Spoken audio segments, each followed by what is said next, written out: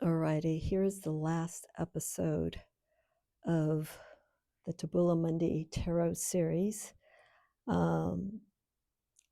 ending with the court cards.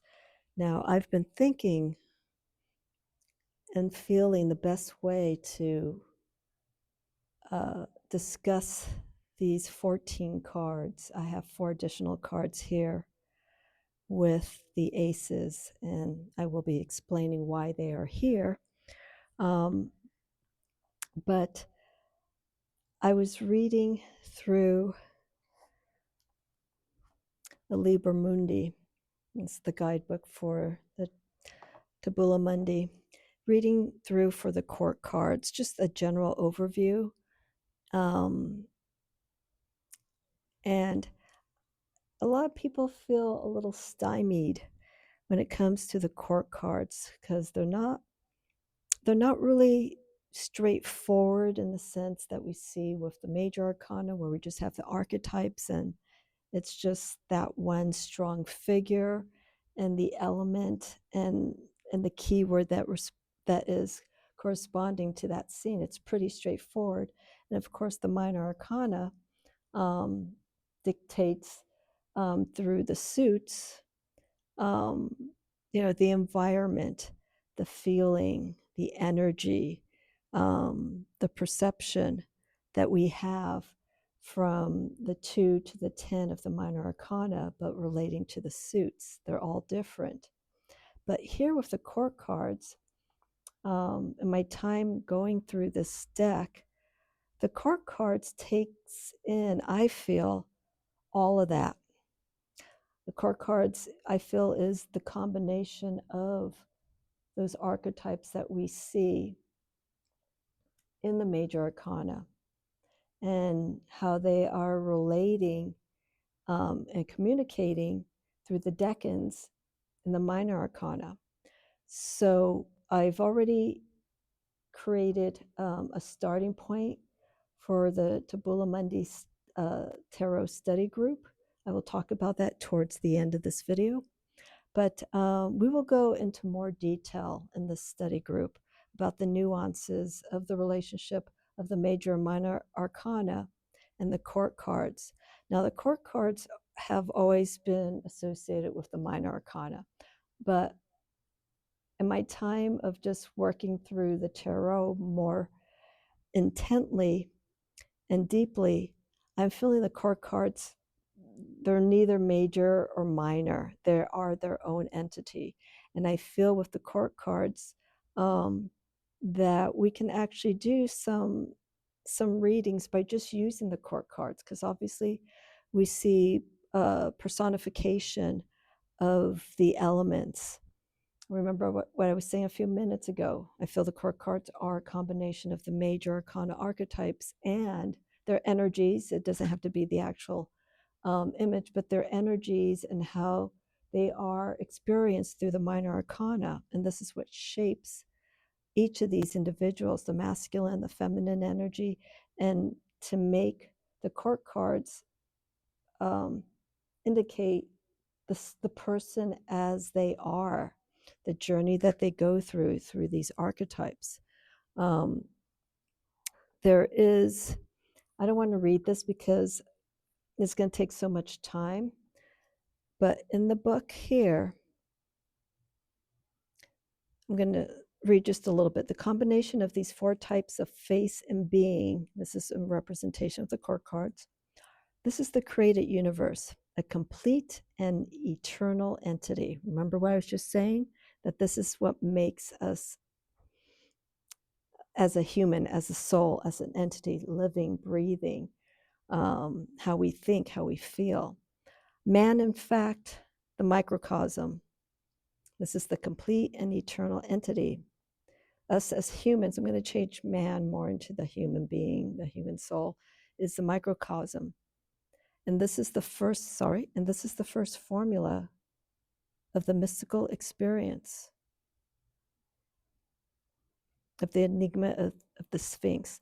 So here, again, without going into great detail,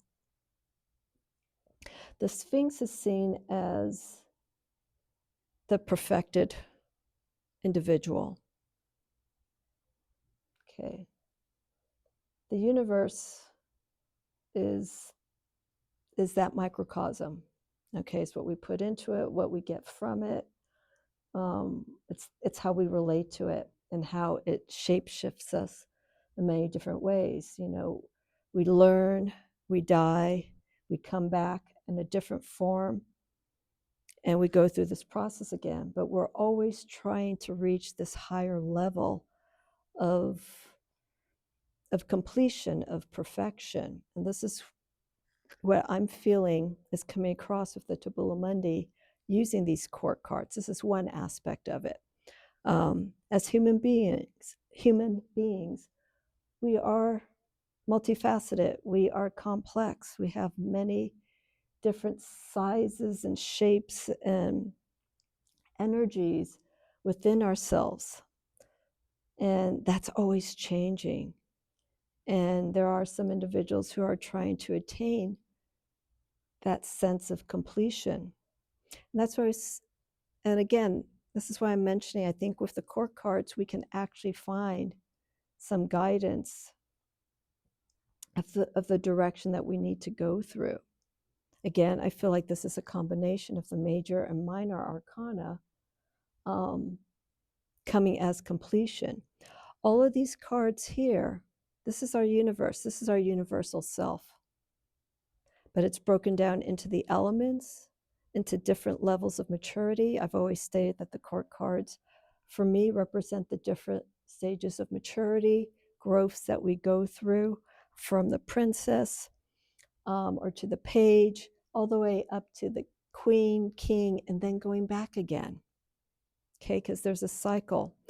With the Tabula Mundi, the princess represents the beginning. They're actually considered Malkuth. Malkuth is the earth aspect in the tree of life. They are the stabilizers. And it's interesting because I've always felt that with the princesses and or the page, they are the ones that are learning. They are the ones that are taking in all of this energy that we have here. Okay, these are our princesses, our prince, our queens, and our knights. Okay, there's a different relationship going on here that we normally would associate with the Rider-Waite-Smith. We would usually go as the page, as being the novice, the person who is eager to learn. They're usually represented as a child. We see them as a young person. The princess could also be a maiden of sorts, so someone who is like youthful. And then we usually see the knight. Again, this isn't relating to the Tabula Mundi. This is just relating to the RWS system. The knights we see are the ones that are the initiators. They're the cardinal signs. They're the ones that get things moving. And they get things moving based on the elements of where they are. Sorry. Okay, so like Knights of Wands, we've got fire for fire, fire of water, Knight of Cups. So fire, we're getting this movement. This movement can come through physical action, creativity. It's energy that we're seeing at an external realm. While with the Rider-Waite-Smith, the queen we would see as the mother, which is stated here in the Tabula Mundi. And the king, in this case, is actually the knight. So I'm going to talk about that in a minute because I'm having to change my way of thinking because the way this deck and the court cards are associated. So the prince is actually what we would see in the Rider-Waite-Smith as like the sun, or in the position of where the knight would be. But here in this deck, the knight is considered to be the one of power. And it's considered to be mutable, which makes sense because it's movement. The queen is fixed in this deck. The prince is actually the mutable. And then here with the princes, we are seeing them as aces. So the relationship of what we know for father being the king is being assigned as the knight. So when I have the study group going, we're going to talk about this and see some of the comparisons or contrasts between the relationship of the knight and the king.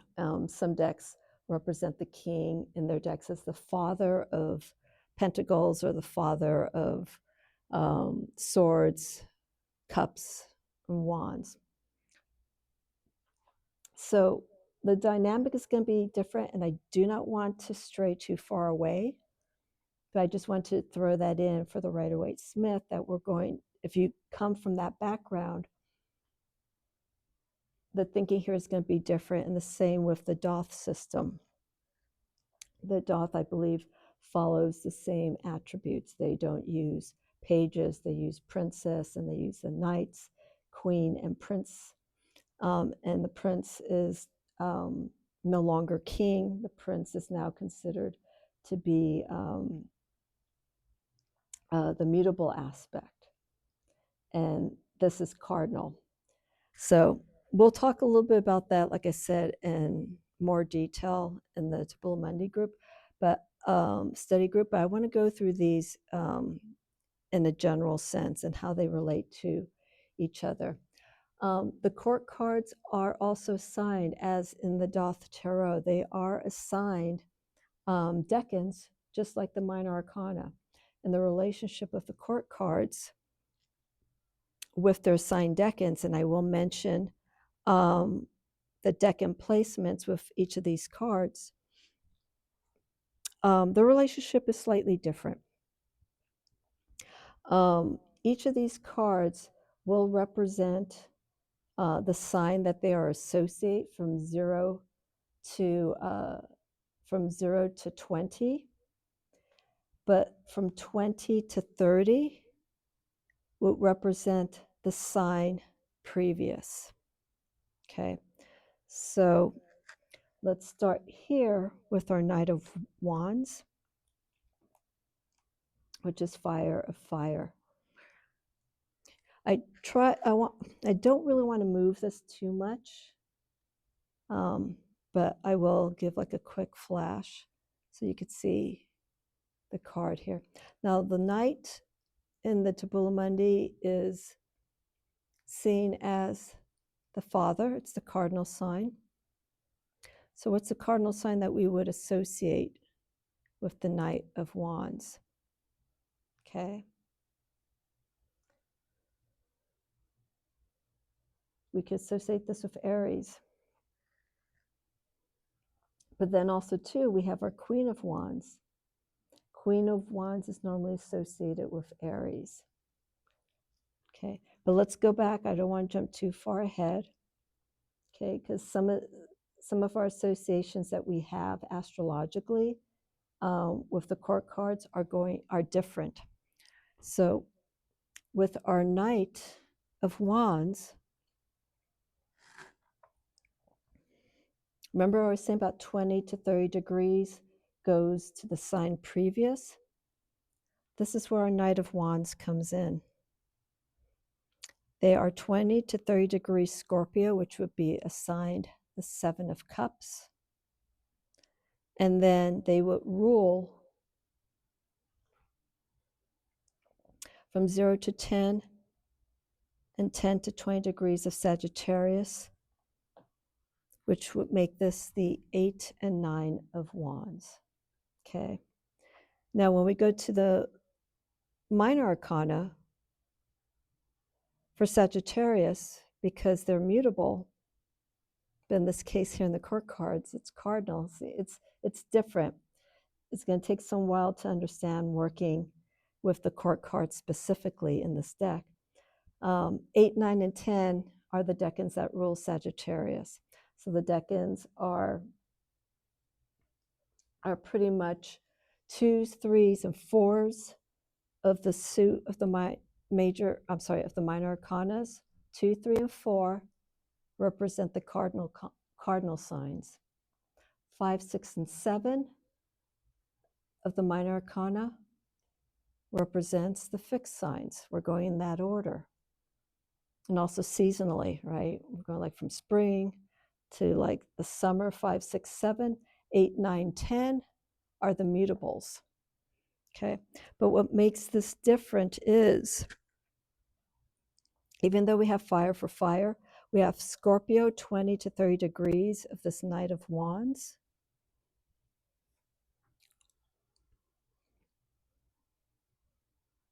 With the decans, and it's also written in 36 Secrets by T. Susan Chang, is representing the darker aspect. The card or the decan period, the 20 to 30 degrees before these court cards, are representing the inner aspect. It's not necessarily negative, but we do have the conscious and the subconscious. But this is representing 20, 30 degrees of Scorpio, again, which is the 7 of Cups.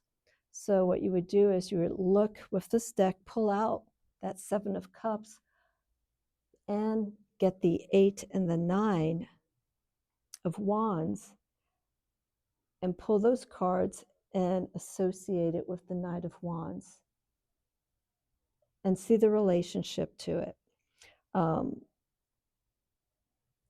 Meleen makes mention to the court cards as the memory palace.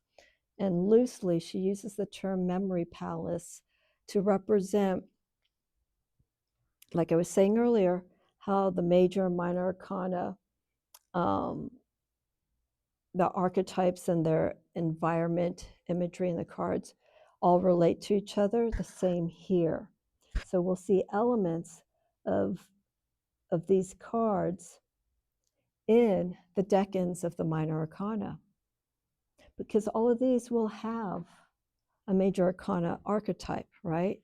So when we're working with the Knight of Wands, the 20, 30 degrees, Scorpio, and 0 to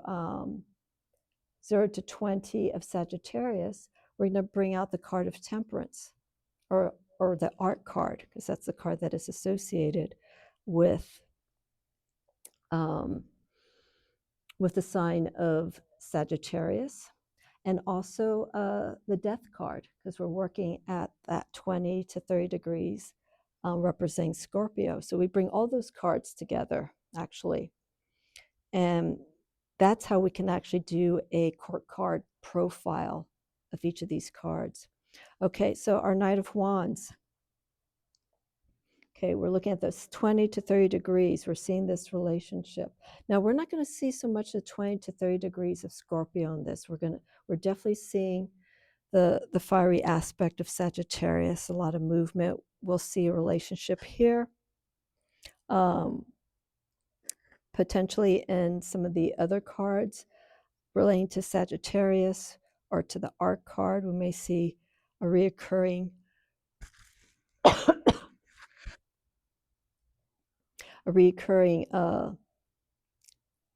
environment, with these symbols, the burning wand, so on and so forth. And we have what looks like Pegasus here. There's a lot of reference too in the court cards to mythology and the relationship with astrology with some of these mythological figures like Hercules and Zeus. So in a nutshell, that's what we're going to be looking at with the knights here. Pull out the cards, and you can even go online and get a breakdown, and I'll see if I can put a link or maybe a PDF that could be downloaded. Get a breakdown of where the court cards are. the 20 to 30 degree card that goes before each of these cards. Okay. Now the princess, just to kind of jump ahead,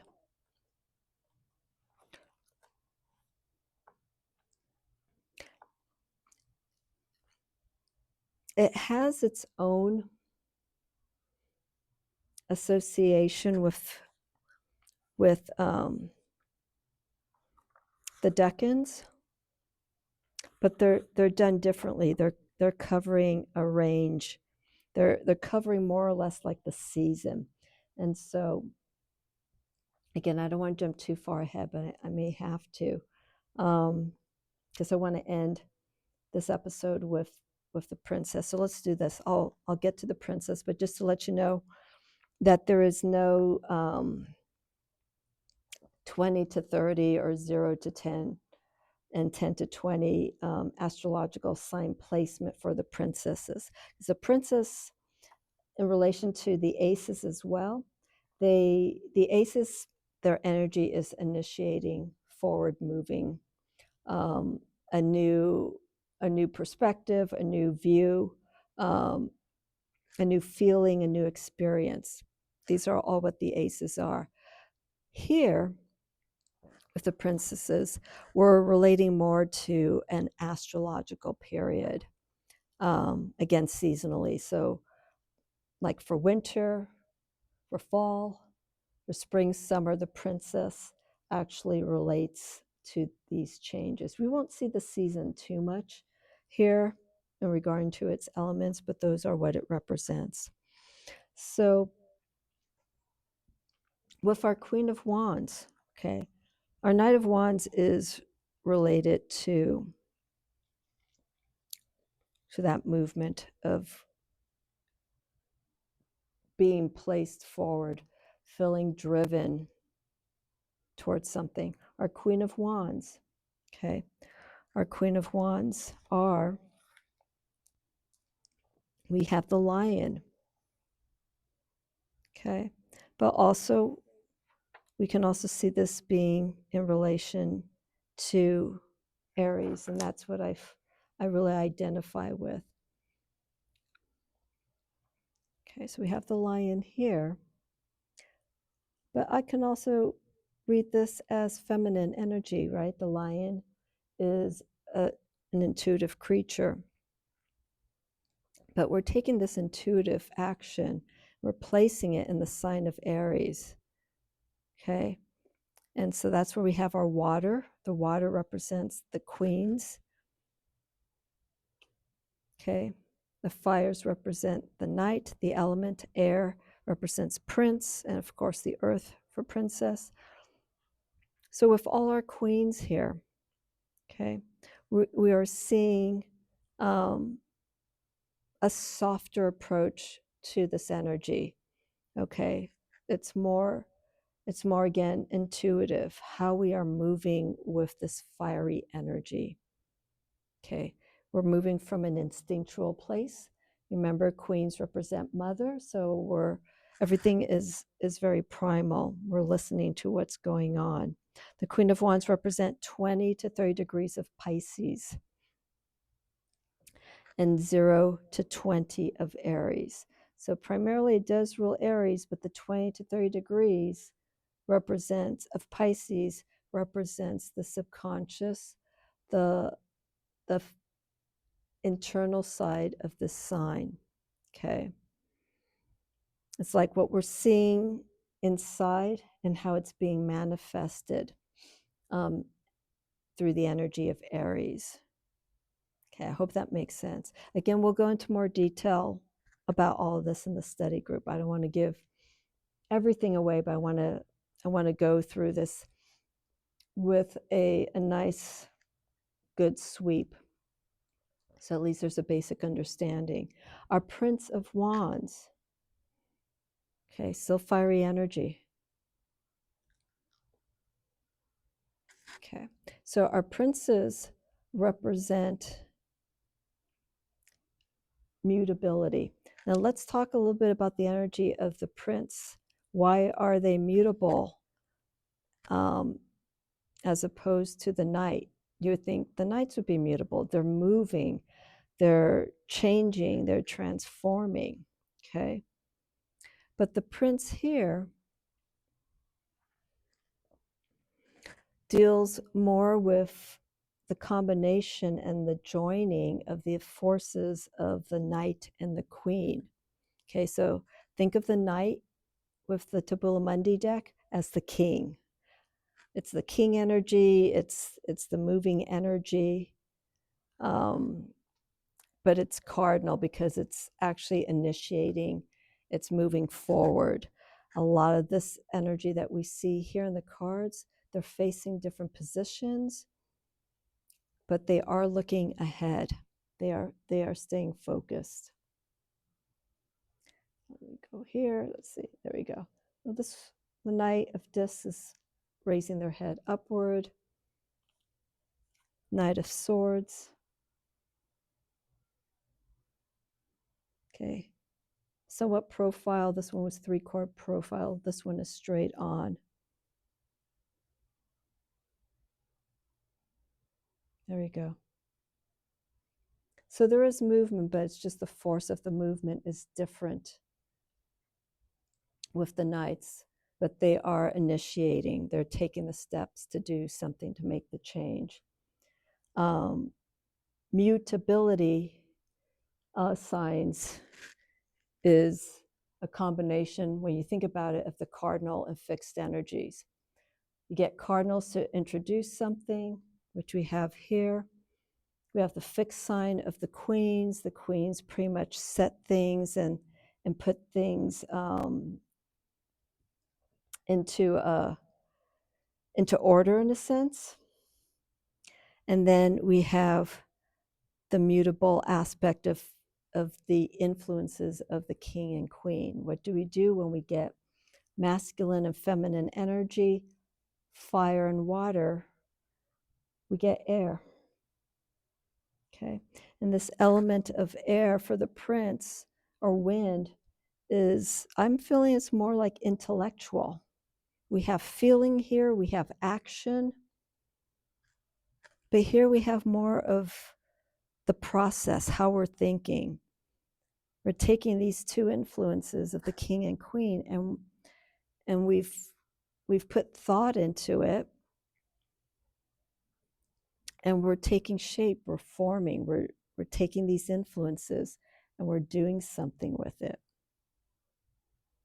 Okay. So this is like the byproduct, the Prince of Wands, the Prince of Cups. Let me go back here. Here we could see the lion influence of our Prince of Wands.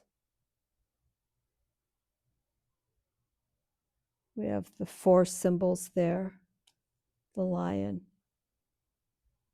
the eagle. Okay, and I know I'm jumping ahead again. Our prince, I'm looking at my notes here.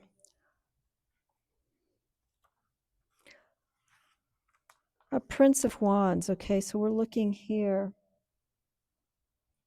at air of fire.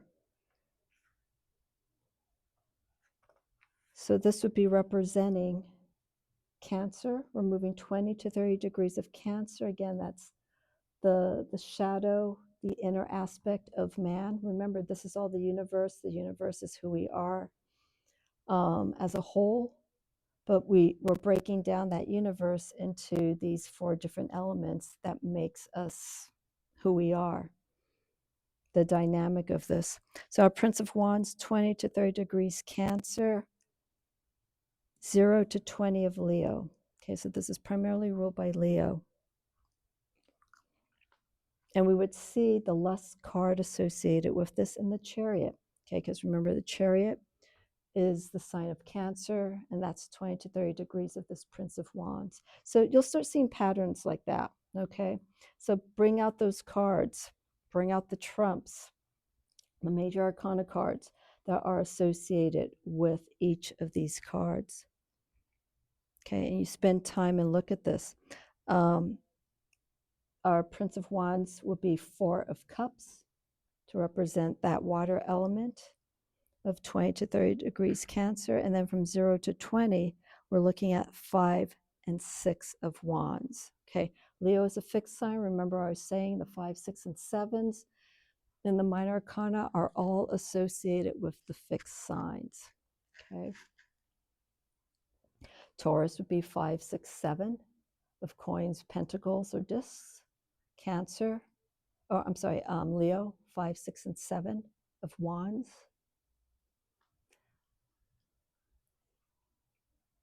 We have, I'm drawing a blank here for a quick few seconds. Our next fixed sign is after Leo, Scorpio.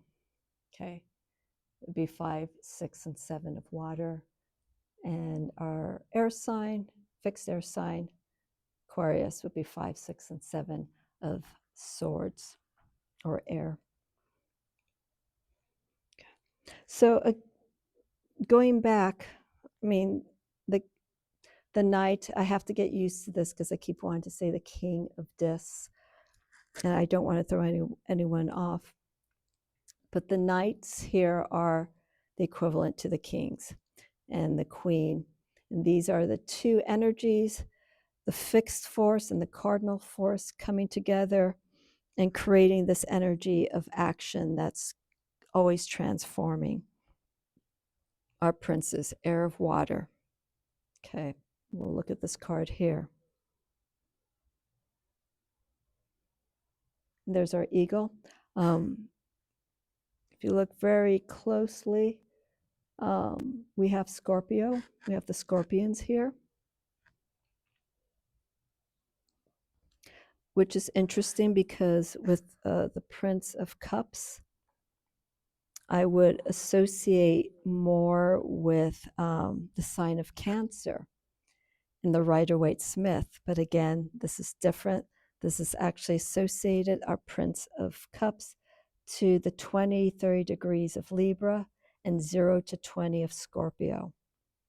So that would be 4 of Wands to represent Libra, the 20, 30 degrees, 4 of Swords to represent 20, 30 degrees of Libra, and the decans 5 and 6 of Cups to represent 0 to 20 degrees of Scorpio. So again, Scorpio is associated 5, 6, and 7 of Cups. So you're thinking, well, how come there's not the 7 of Cups here? There's not 7 of Cups because that 7 of Cups is going to represent the 20 to 30 degrees of Scorpio going into the sign of Sagittarius. Remember what I was saying here with the Knight of Wands? Okay. So this will take some time getting used to. You know, I'm going to do my best to get my degrees and the association with the court cards in my head. So I don't mix them up. If I mix them up, I apologize. Just point it out to me. But I think the best way to really associate with these court cards is to pull out the 20 to 30 degree card previous of the card that represents the decan for that card, and then work with the 2 and the 3, the 5 and the 6, and the 8 and the 9. It's those first two cards. It's a 0 to 20 degrees of each of these cards, the decans. You will pull those cards out that are associated with each of these. Okay. Okay, so our princess, let's go to our princesses here, and I'll jump into this a little bit more here. So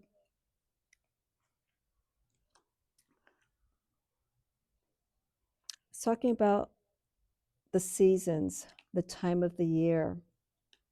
Actually, let me just do it like this.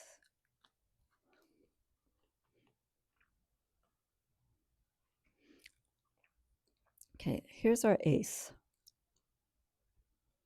Okay, the aces are the root. But look here, we actually see something that is transforming here. Okay, we see energy here that's masculine, but when you look at the stance, it's very similar. It's like this tree has just transformed into a human archetype, female archetype. And this is earth of fire. The earth of fire here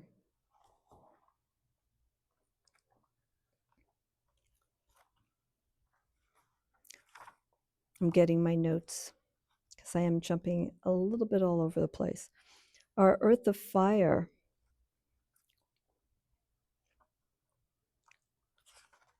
here we go. Now this rules the summer. This is our summer season. So our Prince of Wands represents Cancer, 0 degrees Cancer, all the way to 30 degrees of Virgo. Okay, many of you know that I do sidereal astrology, so I have to adjust the dates,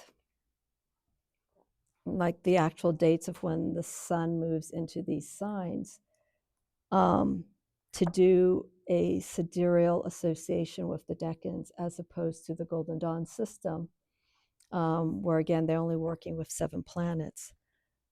But here from 0 degrees Cancer all the way towards the end of Virgo, which takes us into, for Western astrology, around the 20th, 21st of September. This is what this energy represents. Okay, and you bring out the cards that are associated for that summer season. So you're going to bring out the Chariot, okay, for Cancer. You're going to bring out the Lust card. You're going to bring out the Hermit card for Virgo. The Lust card will represent Leo. Okay. But the focus of this card is the Leo energy. Okay. Now, what's interesting is another thing I want to point out too is that with the Princess, and we see this in the page, we don't see motion. Okay. We see a readiness. We are seeing an acceptance of this energy. Okay. Here, of course, the Prince of Wands is in a ready stance. Knows the environment, knows how to work with this energy of Wands, and is ready to move it forward. Okay. This, in the book, the Prince of Wands is known as the Princess of the Shining Flame, also the Rose of the Palace of Fire. A lot of women who are very strong-willed or have a sense of confidence in themselves tend to associate with the Queen of Wands. Or women who feel like they are lacking that confidence or that sense of personal security, they like this card. Okay, because it's a imagery of someone that is secure with themselves. So for the most part, if we don't feel secure with ourselves, we tend to gravitate to people who are someone that we feel confident in and something that we feel secure that, we can go to them and they can give us this inspiration or motivation to move forward. And that's what we have happening here with our Prince of Wands. Okay, again, I don't want to go into all the detail about this. We'll talk about this more in the study group. But I will lightly touch upon, let's go with our Princess of Cups. Okay. Again, another powerful pose. Person who is ready.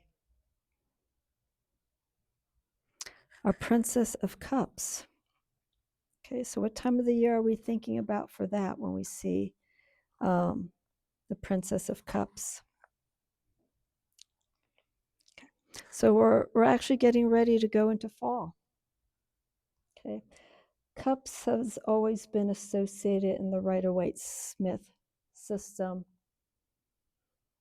to fall more with, because it's a cardinal sign for Cancer, cups can represent, depending on your view, can represent summer, right? And there's a reason why the tarot with most decks are wands, cups, swords, pentacles, because we're following in this energy. So wands will represent spring, cups will represent fall, swords will represent winter, and discs will represent the tail end of winter, getting ready into spring. But here, it's different. Okay, so we're looking at 0 degrees Libra, all the way through 30 degrees Sagittarius.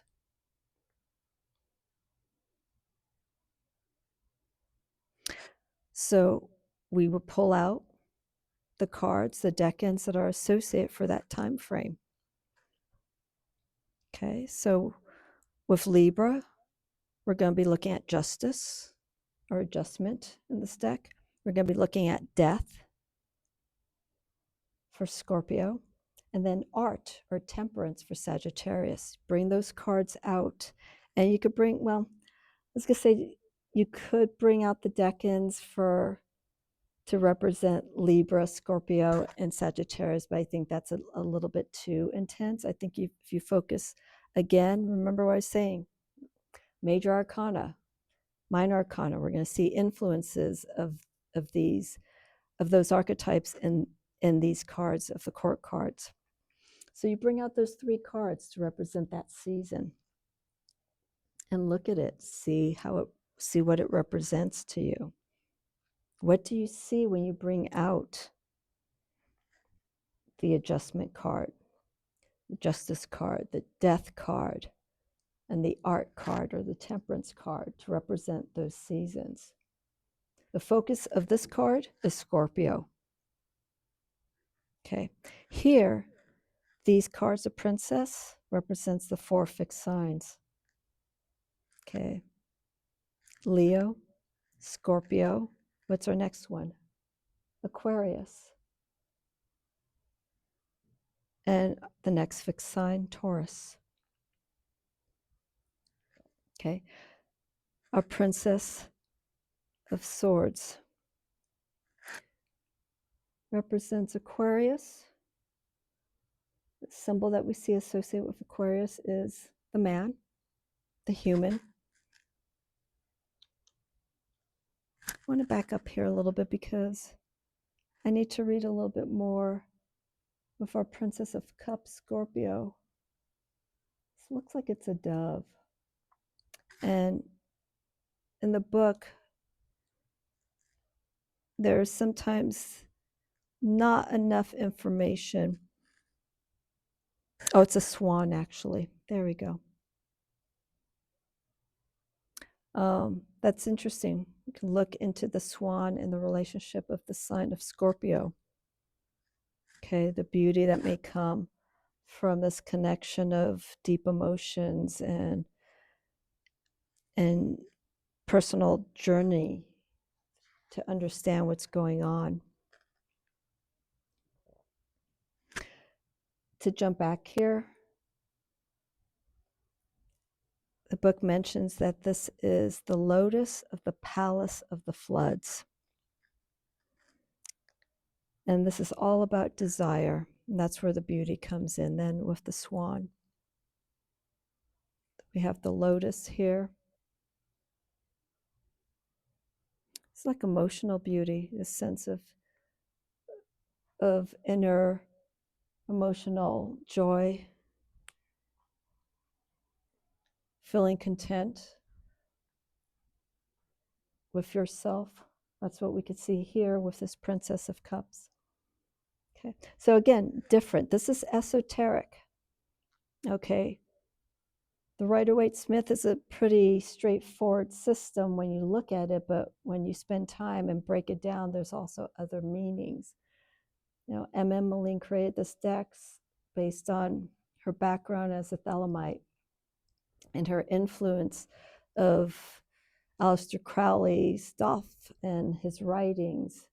And so she's taking all of that experience and then some and just culminating it into this incredible masterpiece of a deck. When you really spend time with it, you can really see that this is one of the most unique decks that is out there. And I almost passed by this deck, like, I don't know, half a decade ago. I looked at this deck. I'm like, I don't think it's going to work. And now it's playing a major influence on me when it comes to doing readings and looking at the deeper aspect of the tarot through the lens of the Tabula Mundi specifically. Okay, so our Princess of Swords, Aquarius energy.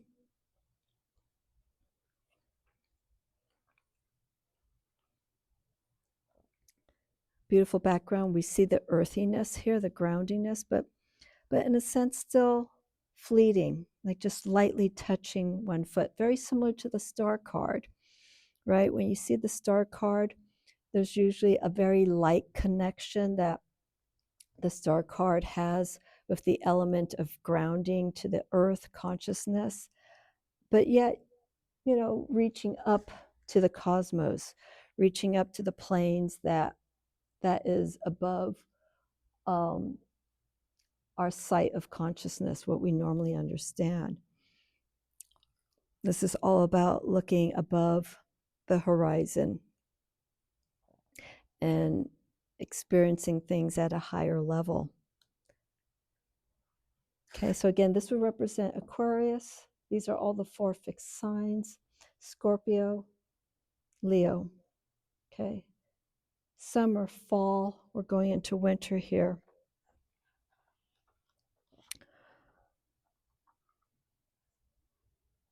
I'll talk a little bit more about the Princess here of Swords, and then I'm going to kind of shoot back up a little bit here. So our swords are the winter. Okay, so we're looking at 0 degrees Capricorn, again, depending on what system you're working with astrologically, Western astrology. Just keep in mind the dates for the winter solstice.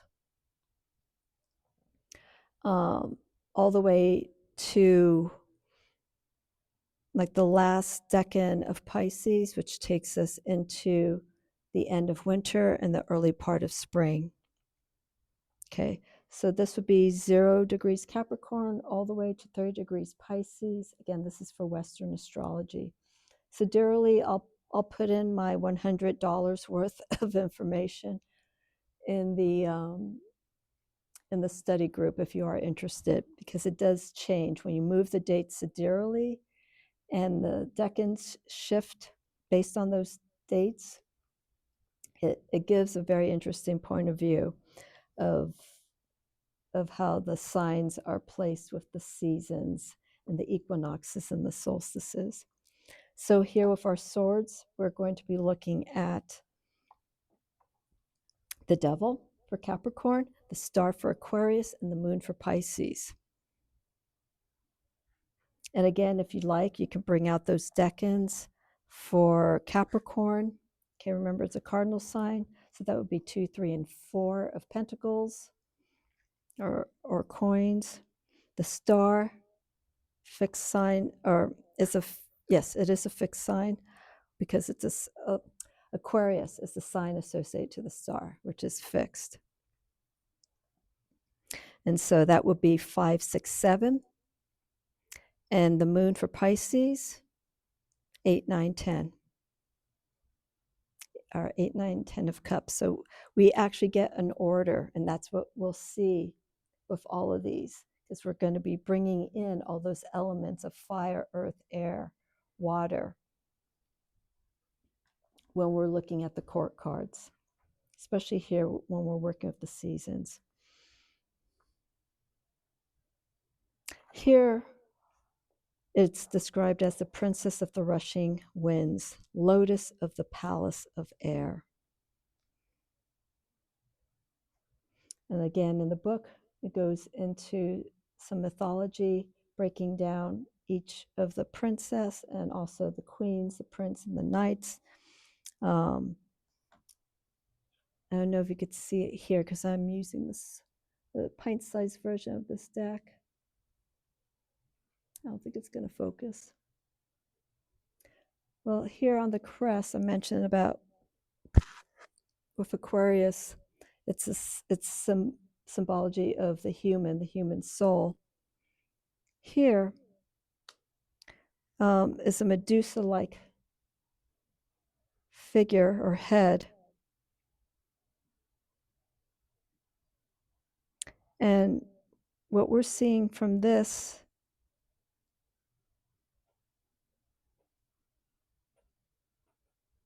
is it's opening up a portal.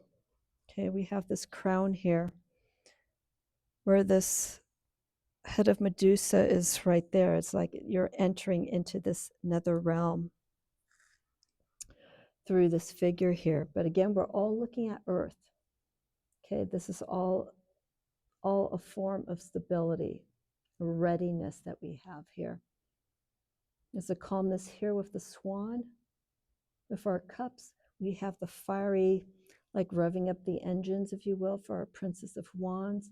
We have our Princess of Swords again, reaching up to the universe, the higher aspect of our consciousness. So it's very light. Of course, it's air oriented. And then to discs. Okay, this is Taurus. Now we have here Capricorn. And I know when I'll have that moment to speak to Meleen, I need to ask her about some of the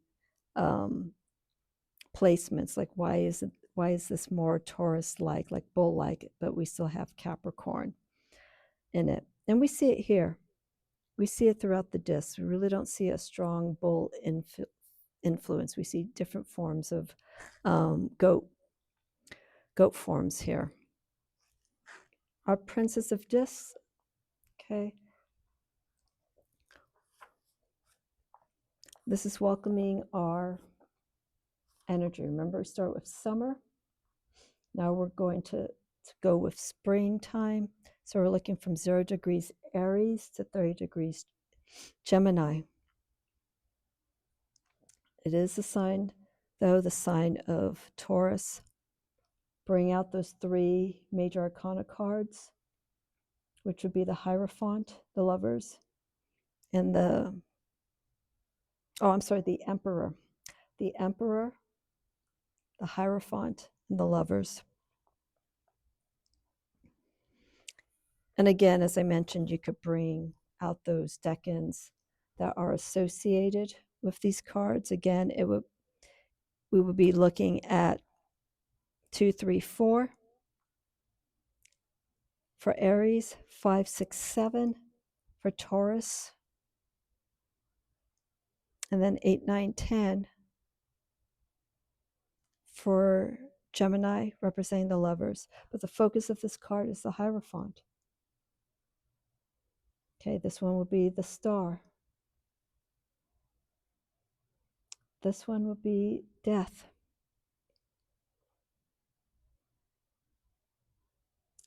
And this one would be Strength, relating to Libra.